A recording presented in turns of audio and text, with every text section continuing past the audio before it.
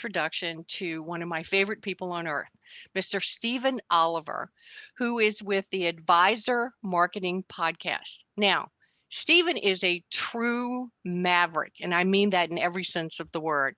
Not only in our business, but I have to tell you, his clients universally love him, and they grow at rates that they wouldn't believe it's possible. Now, on this podcast, in each episode, Stephen is joined by various members of his team or special guests to share insider secrets to rapid growth and high net profits in your financial advisory practice. So I just want you to know you're in for a wild ride, new information, and a lot of exciting new future because of Stephen Oliver. Yeah, we're good to go. But I'm Stephen Oliver. This is Greg Moody. We are working with some of the top 1%, maybe 5 and 10% of financial advisors across the industry. And, brief background, we have both been in, to broadly define it as marketing, Greg, for what, you're probably at 30 years and I'm at 40 years or something like that. That's about right, yeah. Yeah, and across a number of industries. And in everything from, mastering mastering Yellow Pages and mastering, infomercials to more recently, both have become an expert on internet marketing. Hell, I think we probably started working together when I wrote the book on how to market on the internet in 1999, back when it was GoTo, Yahoo, and Alta Vista. And now you're deep into SEO, websites, all of that. We're both deep into social media marketing, et cetera, but also direct response marketing that works. But let's talk about, we were just having an offline conversation that we figured out we should have been recorded at the last minute, but things that blow us away that otherwise successful financial advisors, wealth managers don't know. And the strange ways the industry works. And I'll start with it. What shocks me about the industry, and of course, I've had my toe in this water for, 15 or 20 years now, a little bit, but we jumped into it with both feet here a couple years ago. I'm shocked at how badly the industry does at teaching advisors anything other than product knowledge. Is the first missing ingredient seems to be effective one-on-one sales ability. But then the next missing ingredient is, I don't care who it is, Northwestern Mutual or Merrill or anybody. It's almost like, my favorite old Jordan Belfort movie based on Stratton Oakmont was Boiler Room. And, it seems like everybody's stuck in the days of Boiler Room, which is, bring a newbie in and put them on cold calls all day. Or tell them to go work their warm market and go sell their mom and their next door neighbor. And that's about the limit of the marketing they teach. Is that a fair assessment? Yeah, or the sales process they teach. It's sink or swim. And, there's some people that are in the industry that we talk to, you can tell they didn't really get any training, but they just had a personality for it. And, that works to a certain degree, but then having enough there's a lot of room for growth with almost every advisor we talk to in terms of how they do their closing, but also how they do their marketing. Those are two areas that there's just such almost negligent training from the company that they worked for initially or what they've done since they got started. And especially with advisors that we work with, the top 5% that are mature advisors that have a lot of stuff to do now. Well, now they can't spend a lot of time going off and trying to learn stuff from scratch because they're busy. So it makes it really, really tough. And so their marketing ends up being a lot of times we say, well, where are you getting your business from? Well, it's from referrals. And I think they fall into this referral trap of being good at it, but not really, really good at it. And then they end up having a lot of problems sometimes in their business. Well, and oftentimes what they mean by referrals is just, I meet with my top clients regularly, and every time I meet with a top client, I say, oh, by the way, don't forget anybody you have, an issue or this problem, I can help them, right? And what what I always ask, and even top flight people, is I say, okay, well, you're getting a lot of referrals, but what referral systems are you using? And I usually get a blank stare, and they'll say, well, I ask my, my clients when I meet with them, or I remind them when I meet with them. And I think what you and I have come down to the conclusion of, sure, having a face-to-face conversation, especially if you use useful techniques. I think I stole this from Tom Hopkins. Isolate faces, meaning help them identify people in different groups that they're involved with that might be a good prospect and so forth. But isolate faces and get contact information, get permission, and work with it from that well. But rarely do they have other referral systems. And what you and I both mean by that is events or pass along tools. And an event could be a specific topic on a webinar, a Zoom meeting, face-to-face, a dinner meeting, a lunch meeting, a meeting in your conference room at your office, but some topical meeting that your clients would feel comfortable with and enthusiastic about, even of inviting their friends to. Because we know, most advisors staff that we work with, they're not good at what, Chet Holmes called it the stadium pitch, more typically referred to as the elevator pitch. Most of the staff aren't even very good at pitching your services. Imagine how bad your clients are. If you have some problems with your finances, you should talk to my guy because he's really nice and I like him. Well, unless you give them a script and role play and prep them on the script, they're usually not going to be very good at that. But if you have a client appreciation thing at the winery, a client appreciation thing at the art gallery, you have some big party, even if it's to celebrate your birthday, that they're all invited to bring their friends down to. Or if you have a very topical meeting, what changes are there to the tax laws for 2022 and how will that affect your retirement? Or, we could come up with 100 different topics. But if you have some specific topic, could be college planning, it could be taxes, whatever it might be, that you can do Zoom or webinar Zoom, or you could do it as a live meeting. That's one way that we've seen is having an event for which they're comfortable inviting their friends. The other way is pass along. Go ahead. Well, I was going to say, and you can see how those events, if they're relevant to your client, they would be relevant to their client's friends. It's not Right.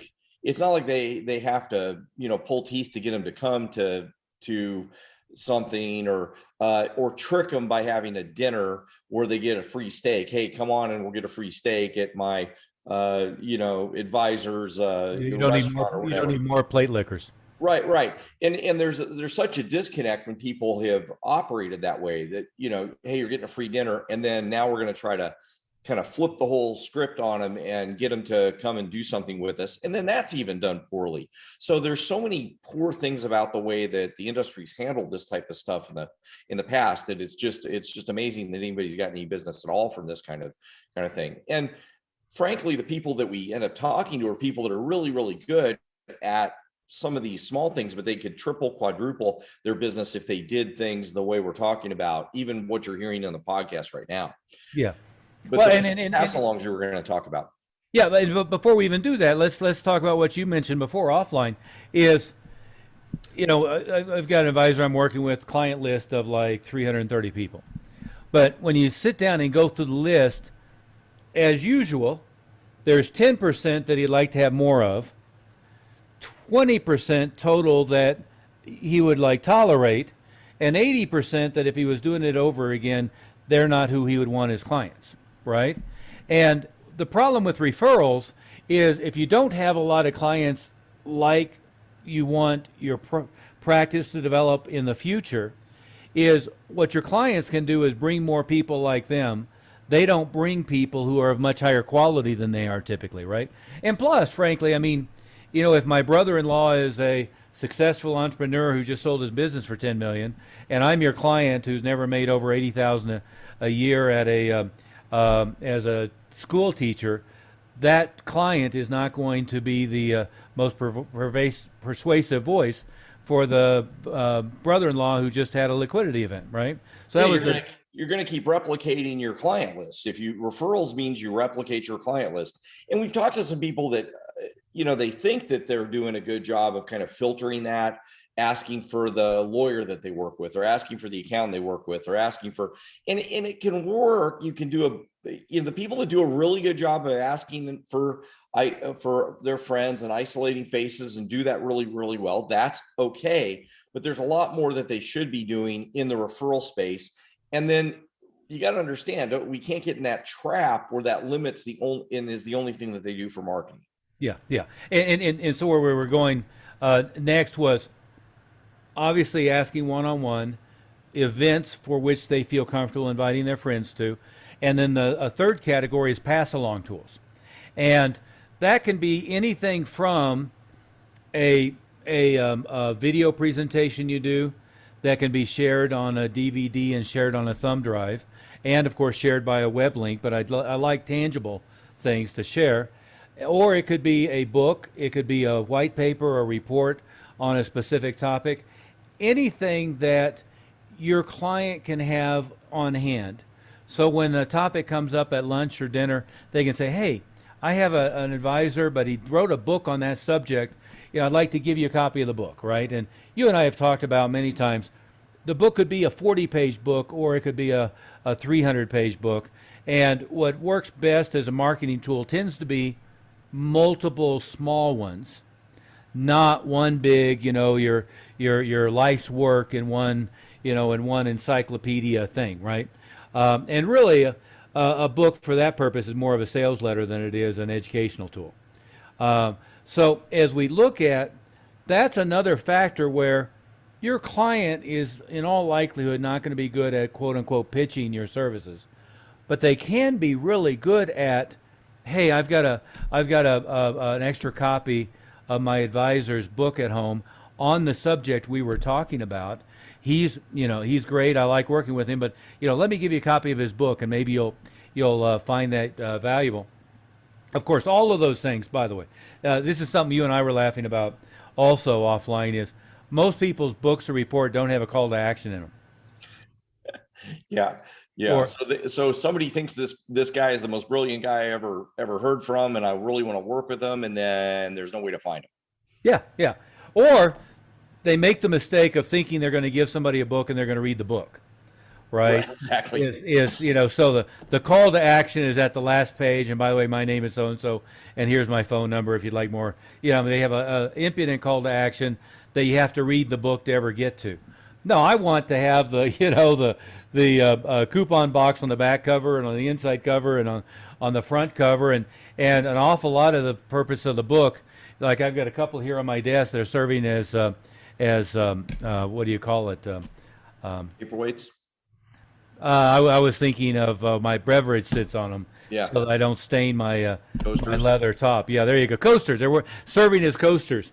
But them using your book as a coaster keeps you in front of them regularly. And then when the pain of whatever financial issue they have hits a peak, you're going to be the first person they think about, right?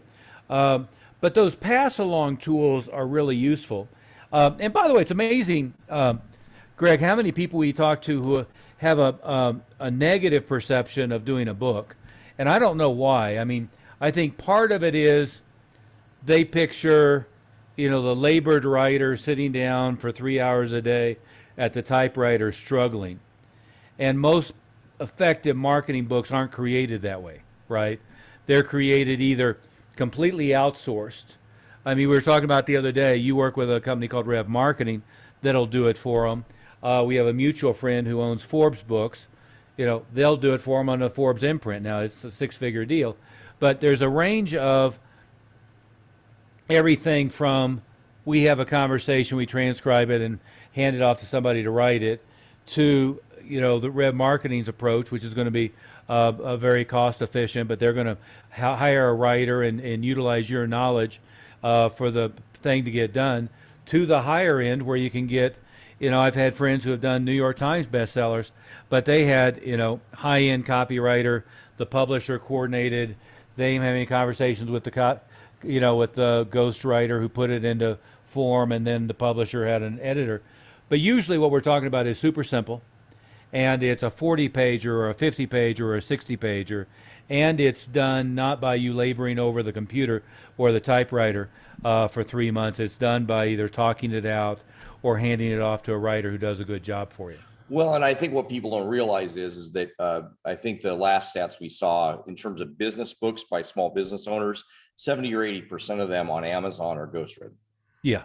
But when something's ghostwritten, the whole point of that is the title's still your name on the book. It doesn't say ghostwritten. So you'd never know that. And I think that's why people end up being negative about it. But one thing that's important when people are thinking about, when we talk to people and they say they're getting their business by referrals, one thing you're pointing out is they're missing enough strategies in the referral space to double, triple, quadruple. And that's not exaggeration, the amount of business they can get. But if you were going to lay out the effective marketing strategies to get more business, referrals is probably, maybe it's a good strategy. You definitely should do it. It probably is one of 4 or 5 or 6 or 10 other strategies that are just as effective as referrals. And so when we talk to people and they tend to say, well, we would like to get some more business, referrals, the trap of referrals is you're going to replicate your current referral list. The other marketing strategy, your current client list. Yeah, your current client list, right? So unless your current client list is exactly matching what you want to get in the future, then other marketing strategies can specifically target the clients that you want to get in the future.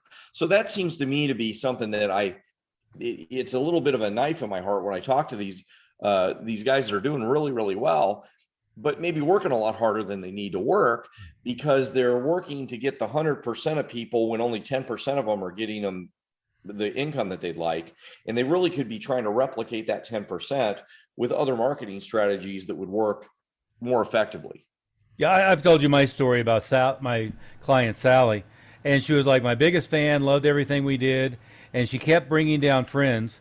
And to me, it was almost a pro bono case anyway, working with her, and she kept bringing down more people like that, right? And I finally sat her down. I said, Sally, if you know anybody with income and assets, I'd love to have them, but I really don't need, I love working with you, but you're not exactly my profile of our target audience here. In other words, very nicely saying, stop sending me more broke people. But the other element of that, and it's the industry jargon, not necessarily advisor industry, but tech companies and so forth, is scalability. And building your business onesie twosie on referrals is not scalable, right? So if I made a decision, I'm at 50 million in assets under management, and I want to get to 400 million. Well, it's going to be a long, slow road for me to build that strictly by referrals, unless, I happen to hit the guy who just sold his company, had a liquidity event, and he gives me 100 million to manage. But that's few and far between, we know, right? So it's a long, slow road to hoe if you're thinking you're going to exclusively do that through referrals. You have to have other places where you can scale it, and that's online and offline, targeted marketing, direct response marketing, and there's so many things that we do with that and can do with that. It's Lee Milt here, and I'm delighted to interrupt you today and let you know that I've been working with Stephen Oliver for 10 or 15 years now. He's a great guy. I love all the research that he does. And I just wanted to let you know that if you're enjoying the content on this podcast, then you really want to make time to visit advisorwealthmastery.com. And why should you do that? Well, because you're going to receive 2 of his great books and actually one of mine called Success is an Inside Job.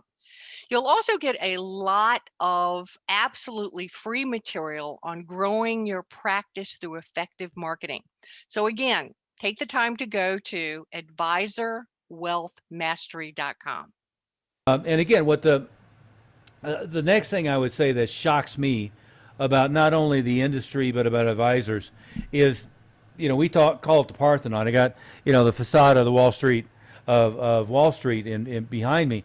But think of it as like the Parthenon in Greece or in Nashville or the facade of the Wall Street. You want to have a bunch of different feeders feeding your business. And it seems like even people who are doing, million net a year, they have like one thing.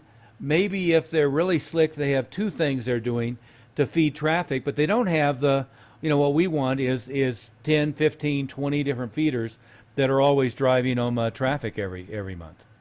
Yeah, and that's such a waste for them to be spending a lot of effort and time. And those feeders could be feeding them filtered traffic that gets them the right kind of clients, so they're not putting as much work and effort towards everything that's going on. So it's really missing the boat on what could get them what they want versus all the work and effort. But I think a lot of people are just used to that.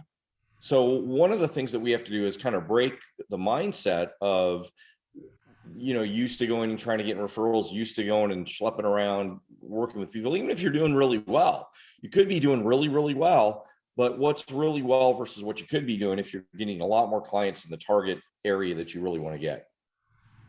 Yeah. The and staying on that track, what this sounds like, I think, to a lot of advisors is a lot of hard work, right?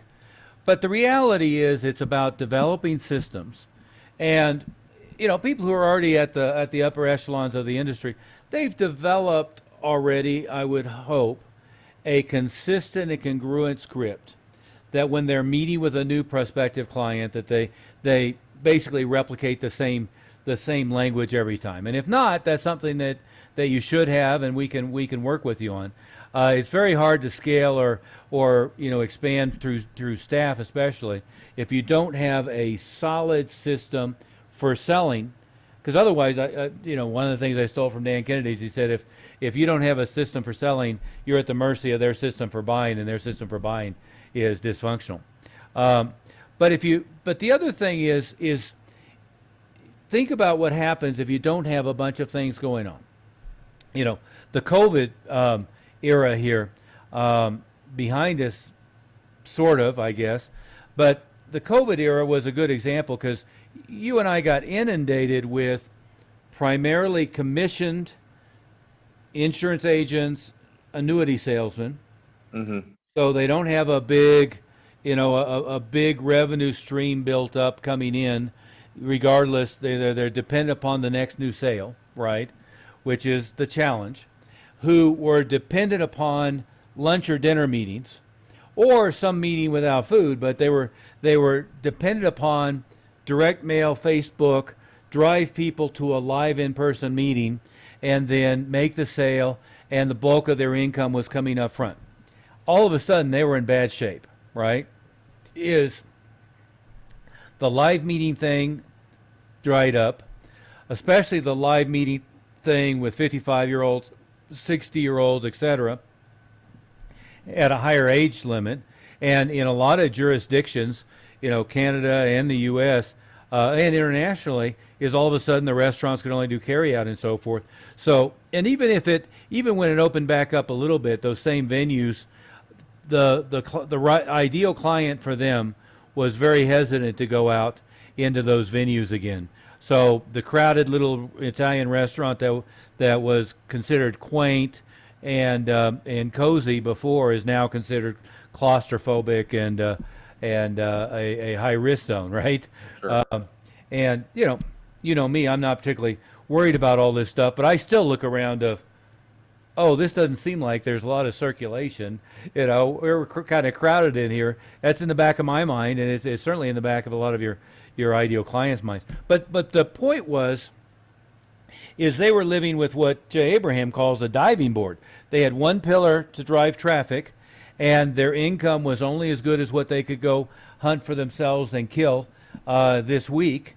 And when that dries up, they were panicked. And you and I have talked to a lot of people who, their practice was down 50, 60, 70%. Well, and they didn't do a good job of two things. Also, they didn't do a good job of client connection and retention. We say connection and retention because they weren't connecting with their clients early enough.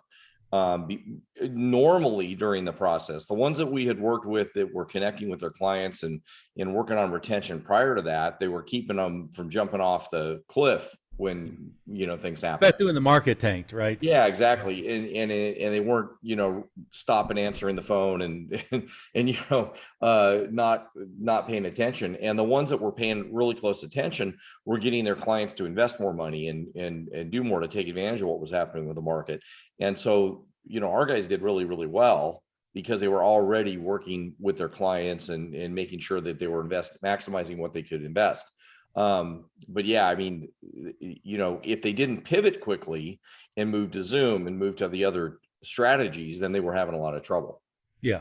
Well, and let's talk about the other thing that we should have just recorded the original conversation. We wouldn't have had to do it twice. But it's shocking that when somebody goes into business for themselves, and in this case, either they're an RIA independent or maybe they're captive, but they're really, 100% or predominantly their income is based on their commission and their own earnings, is the first thing you should realize in that situation is today and forever, you're primarily in the business of marketing your business. And much of the stuff behind the scenes are things that you can hire, outsource, and delegate, right?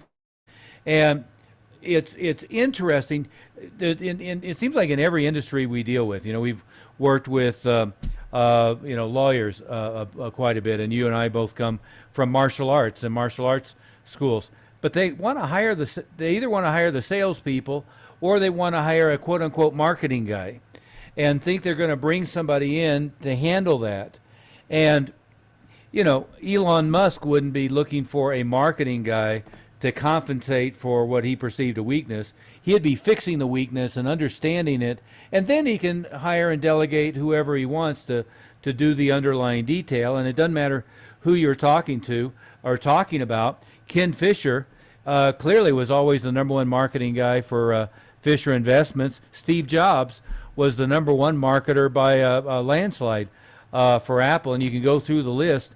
But if it's your business, and your business, whether you're fully independent or your business that you're dependent upon what you go find, is you got to learn the strategies and the tactics and the ability to adapt so that you're really good at feeding in as many new clients as you need all the time.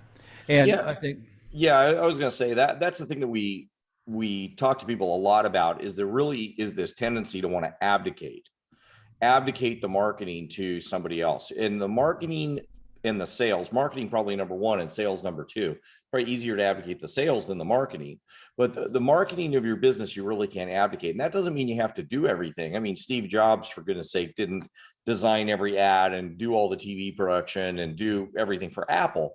But you can be sure that he was paying attention to what the marketing was of Apple Computer. And same for Elon Musk. And that's a good example because he's famous for saying we don't do any marketing. But there's a ton of marketing. Yeah, he pays attention to what's happening in their sales numbers and how many units they ship. And that's related to the marketing that they do, which has to do with how much exposure they get and how they're shipping units. So well, and he's doing the product reveals. He's doing interviews. Yeah. He's got his notorious Twitter feed going on all the time, and he's got his personal, and he's got his the official Tesla. But they're both brilliant. I see on LinkedIn all the time the stuff that they're putting out there. They're very product and engineering focused. It's not that you shouldn't be focused on the quality of your product, but that's the foundational level. Is if you're not competent, you should go find something you can be competent at. But then you've got to be, well versed in all the different ways that you're going to maintain that relationship with your current clients, with their friends, but then bring new people into that funnel, if we want to use that term, to get new clientele in. Yeah, and I think the two traps that we're talking about today that are really important that we've really seen lately is, number one, the trap of being too focused on referrals, not doing that well, but thinking that's the only thing that needs to happen. And then we get in, you and I end up talking to people about how to do it better, and they get kind of fixated and trapped in this referral. It's got to be all about referrals. And that can't be the only thing you do, because it's not safe for your company. It's too individual, it's only one of those pillars of the Parthenon that you're talking about, that you have behind you. And then this thing is thinking that you're just going to abdicate, and they want us to, can we just write you a check and you could just do all of it and then we get leads? Well, if you do that, I mean, you look at any successful company and the main person is not doing that, it's not safe for you to do that, because you're abdicating what the real foundation of your company is, so that you won't really know what's happening. So you need to make sure you have a little bit of a handle on it. Again, that doesn't mean you're doing your stuff in envelopes. It doesn't mean you're even writing the book that we talked about earlier. It means that you're the quarterback or the coach of what's happening, and we help you understand that so that you can get up to speed on it. It doesn't mean you're doing the manual labor, but you need to understand it, and you need to be the main guy that's in charge of all those things. Yeah, and at the very least, you've got to understand the strategy and be able to supervise the tactics and know whether the tactics are being successful or not, right? So if you're not supervising the tactics effectively, it's why, big dumb companies, what they're constantly doing is bringing in a new ad agency and then firing that agency and getting the next agency, because they're relying on somebody else to do it, and that rarely works, right? I've had very high-powered, expensive agencies working for me, but it only worked if I was telling them the strategy, supervising the tactics, and then letting them go run with it, right?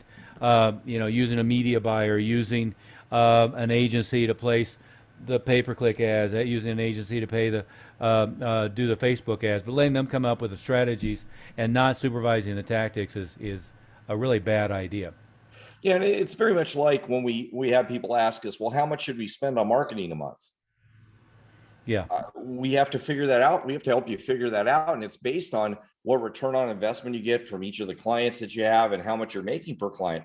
And people act like that's a monolithic number. It should be 10% of your gross or 20% of your gross, or some number. Those are just guidelines. Or what you hear is 3%.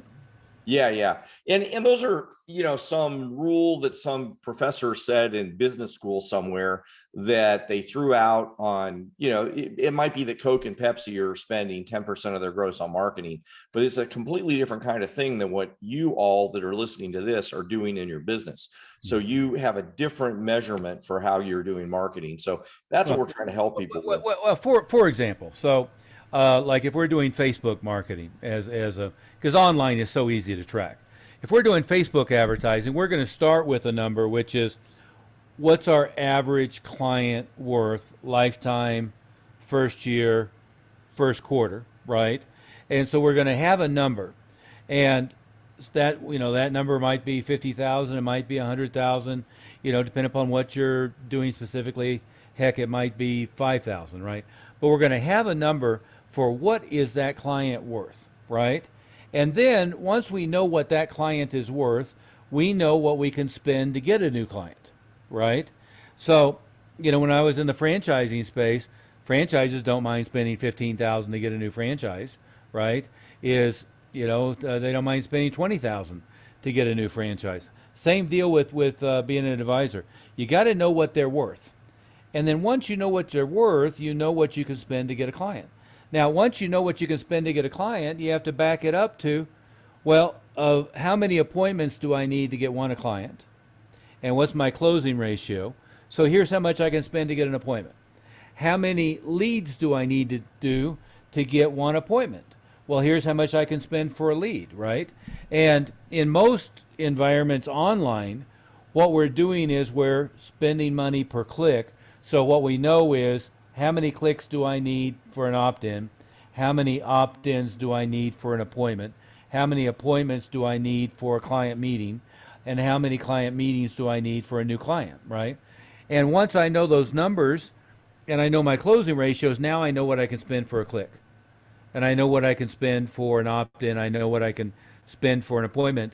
And that's how you determine ROI. So if my client was worth $50,000, let's say 100 lifetime, and I'm going to get 10,000 in the first year, I wouldn't be hesitant to spend $4,000 or $5,000 to get a new client. I mean, hell, that's a huge return on investment. I mean, and by the way, what cracks me up is most advisors are bragging and jumping up and down if they get a client 9% annual return.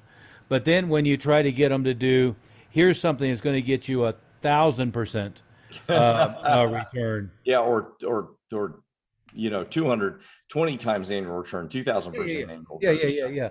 Yeah. Then they freak out about it, right? In a let's say a direct mail example, all those same numbers are relevant, but you got to back it down into how many pieces am I going to mail for one person to raise their hand, right? Call or opt in or whatever I'm trying to get them to do.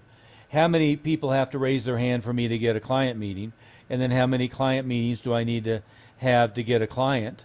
And if your conversion ratios are good, then you can count on and bank on that's how much money I can spend per piece that goes out with this kind of response rate. So you go all the way back to, well, okay, the second problem with the what percentage I should spend, it assumes that you have a static practice, right? So if I did, let's say, $1 million gross last year, and I want to do $2 million this year and $3 million next year, I've got to be spending for scale, not taking a percentage of what last year looked like, right? And that's, again, people get into a trap. Somebody told them they should spend 3 or 5%, and so they're spending 3 or 5% of a historic number rather than projecting out where they want to be. Yeah, if you were going to spend that, it would be a percentage of what you want to make. Because, I mean, in theory, if you started the business from scratch, from zero, you'd be spending zero. And you'd never make any money, you'd never grow, no business would ever grow from anything. So if you wanted to be $1 million business, you'd have to start out with a budget of, if it was 5% of $1 million, then you'd be spending that every year, or every month if it was $1 million a month, and so on. So it doesn't make any sense to really go in that method. What you're talking about is being rational about it, which we get it. Most of the time, nobody's really gone over that with you.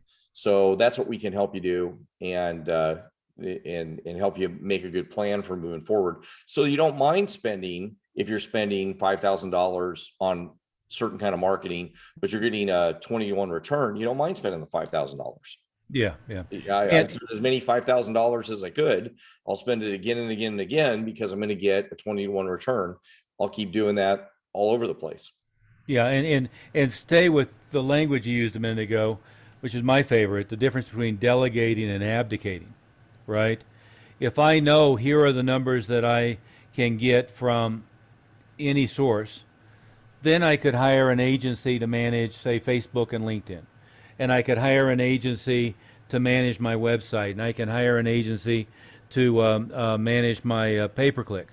And as you know, I mean, we tend to have, people focusing on what they're particularly good at, not I'm going to hire a marketing company that's going to do every damn thing for me, because they all walk around like the guy whose only tool is a hammer and everything looks like a nail, right?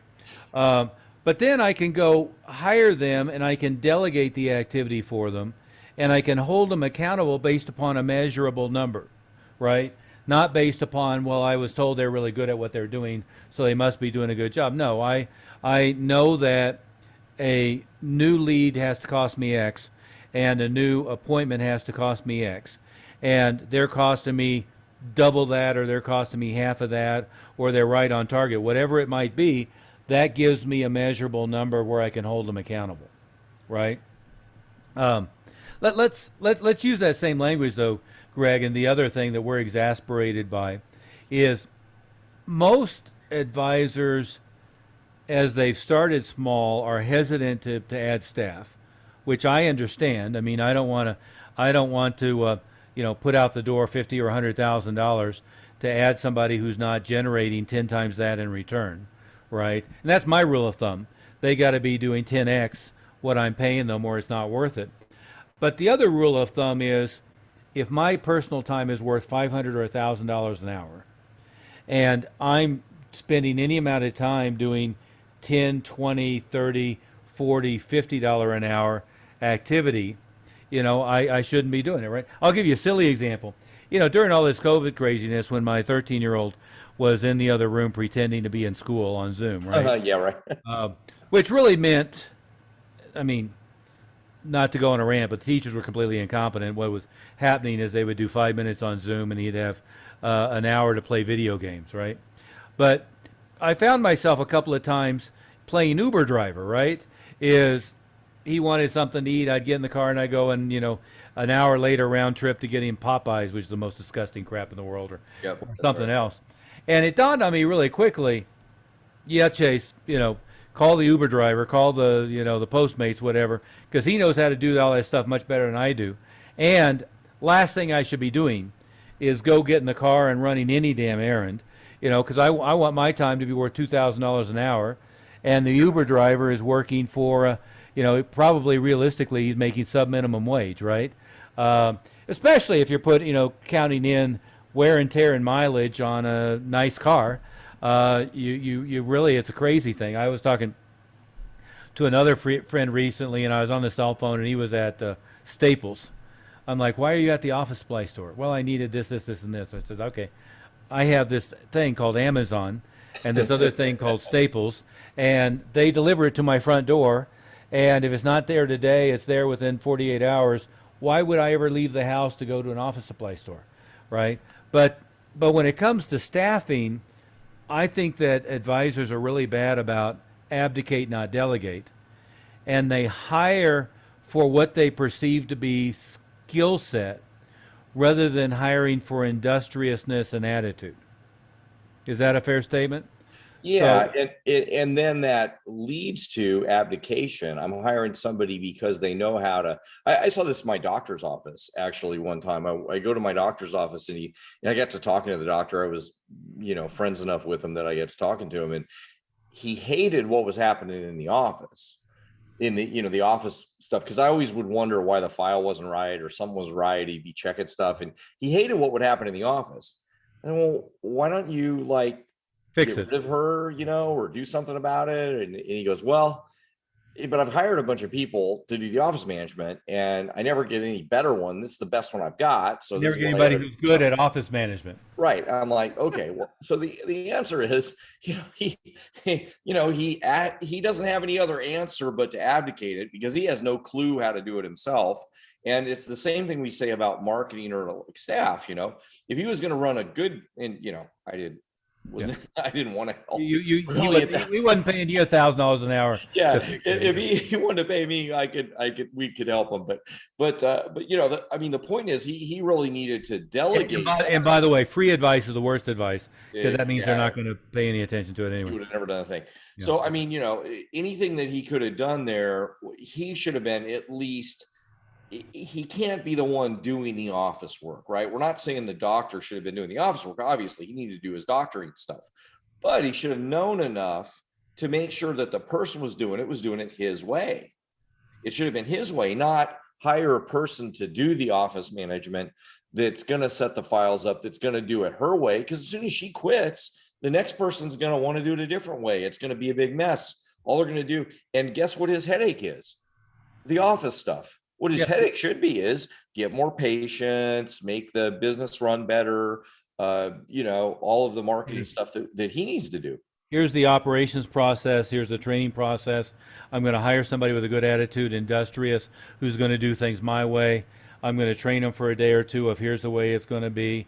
I'm going to do Zig Ziglar's old thing of inspect what I expect in order to get respect, right? We have a friend, the company's called the Scheduling Institute in that space. And that's the number one thing they do is the person at the front desk in a dental office or a medical office always sucks at converting an incoming call to a patient.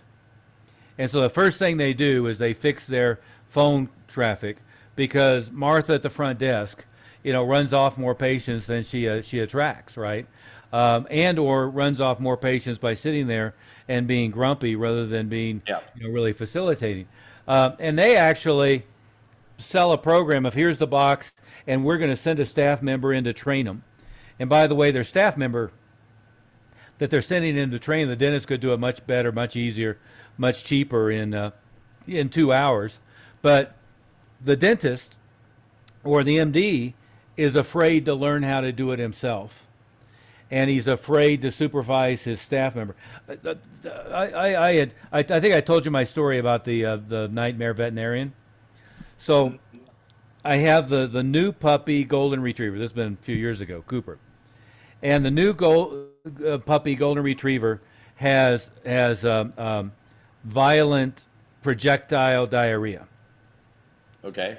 Now, to me, this is a pretty urgent situation to fix, right? Sure. And so we're going to, the veterinarian, and the lady at the front desk, I figured out pretty quickly, she was giving me the cheapest possible option. And then when I went back, because it didn't happen, she was giving me the next cheapest possible option. And finally, after the second visit, I said, hey, wait a minute. What are all the possible strategies we could have? Well, we could have done this test, but it's $150. It's a lot. Well, now, to her, that's a lot of money. To me, it took me more time of my value driving down there and back than the $150.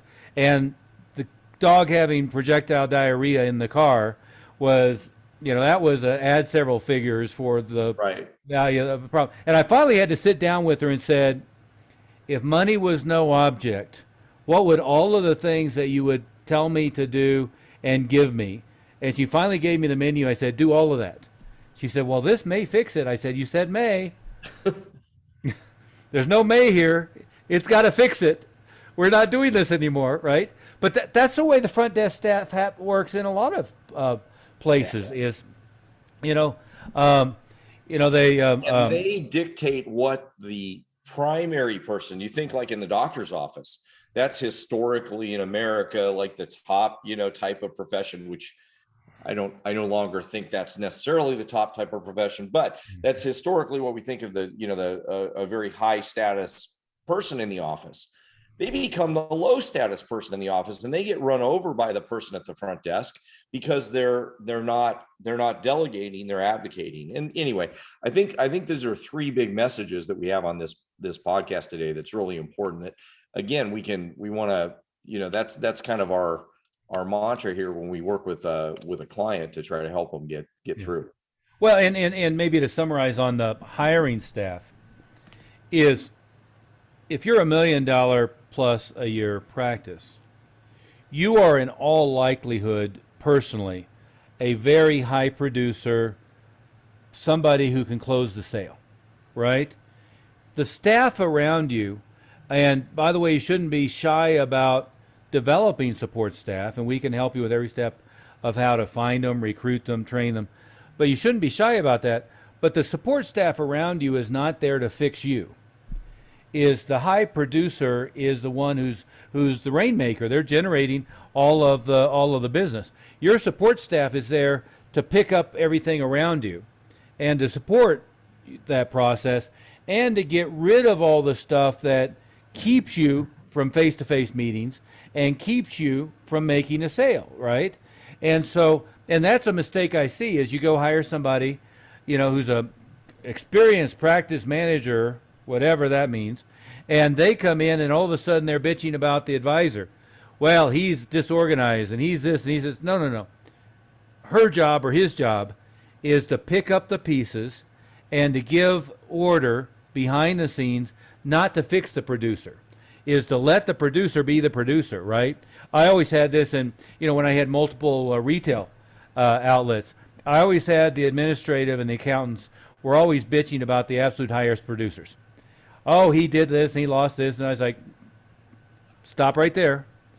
Your job is to clean up after the high producers and to make sure that all the ducks in a row. Your job is not to fix them, because if you fix them, you're going to probably screw up what's making them a high producer right now, right? Peter Drucker's, famous management theorist, said strong people always have strong weaknesses. And I have rarely found somebody who's a high producer closer who's also a good accountant. Nor do I want them to be. I can hire an accountant for $50 an hour. The high producer is the few and far between guy. Yeah, that's exactly right. I'm sure Tom Brady pays people money to take care of stuff behind him so he can focus on what he has to do. Oh yeah. How about that for a football analogy that you like? There you go. There you go. Yeah, it's one of the few, but he's damn sure not doing his unless it's his hobby. But Yeah. he's not changing the oil in the car, and he's not out doing the lawn work, and he's not laundering his uniform or any other one of 982 little But trivial. I bet you he knows how he wants it done. Yeah. And if it isn't done the right way, I bet he pays attention or has somebody that he tells to pay attention to that knows how he wants it done. So that's, I guarantee you that's the way it is. Yeah. And it's going to be done the right way. Although the only reason I probably recognize that football analogy is It's Tom Brady. he's married to the #1 Victoria's Secret model of all time. So Everybody that doesn't know you needs to know football analogies don't work with you. Okay. yeah, he's however you pronounce her name, Gazelle's husband. That would be more my frame of reference. Gazelle Gunshin? I don't know. But it starts with a B. Anyway, on that note, we've kind of hit our time thread. But as a quick summary, it's going to be very hard to scale your business if you don't really become very knowledgeable about marketing and are able to supervise the strategy and know whether the tactics are being implemented properly. And scaling fast is very difficult to do. Certainly it's difficult to do with a new practice, but it's very difficult to do with an established practice. There's a certain limit you're going to hit to how many introductions or referrals you can get. And again, usually we can triple the number of referrals and introductions you're getting by adding events and adding pass along tools and so forth, and just fixing your scripting sometimes. But you got to really learn you got to learn the social media, the online marketing, you got to learn about direct response marketing, you've got to learn all the different venues and opportunities. The second thing we were talking about here is just all the many things that we are just shocked at the ineptitude. And one of them is relying on one pillar of new clients rather than having that Parthenon built. What were some of the other things to summarize here, Greg? Well, no, and the second thing is really important. Don't get in the trap of only relying on referrals. We've got to get some of those other things going because that allows us, I think the key thing there is it allows you to get the right kind of clients that you really want, that you make the most from, and also like the best. I mean, not only like the best, like you hate the other people, but that you associate with the best, that are going to be the best kind of clients that you resonate with and are going to be the ones that you prefer. And then the last thing is, as we said, part of that is learning to delegate properly, not abdicating to staff, so that you have a really good work environment. I think the big thing to wrap all this in is so that you make money, but also have the best lifestyle, that your business and your practice works really well for you. Yeah. And oftentimes you can get busy being busy. And I know, a couple of $2 million plus annual income producers who are just running around with like a chicken with their head cut off, who don't have their staff properly organizing things behind the scenes and are letting things fall through the cracks. And that's because they've abdicated rather than delegated.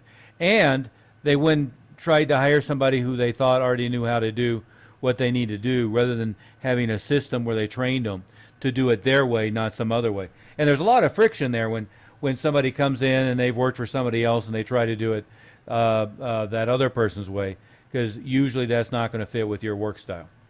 Yeah. On that note, we probably should call it a day. I'd remind everybody that we're happy to do a free little consultation coaching session with you, and we also have a bunch of free gifts. So make sure you follow us here on the podcast or in Facebook, and Advisor Wealth Mastery is the website. You can go there, and we have a big package of free gifts for you.